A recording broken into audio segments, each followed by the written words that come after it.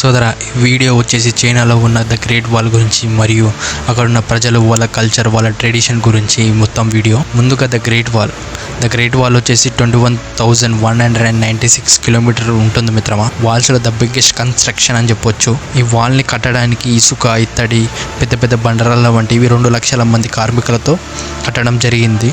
The great wall 7వ century నుండి 17వ century వరకు ఈ కట్టడం పూర్తయిపోయింది.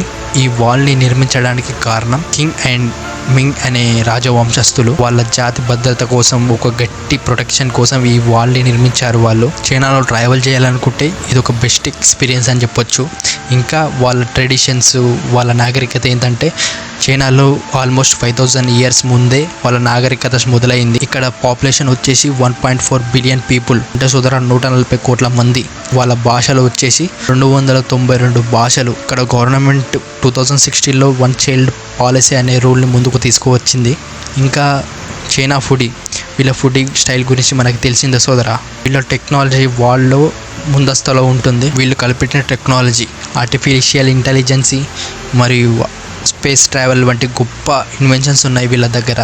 వీళ్ళు జరుపుకునే ఫెస్టివల్ న్యూ ఇయర్ వాళ్ళ భాషలో చినుపు న్యై అని పిలుస్తారు. వీళ్ళ ట్రెడిషన్, వీళ్ళ కల్చర్కి ఎక్కువ ప్రిఫరెన్స్ ఇస్తారు మిత్రమా.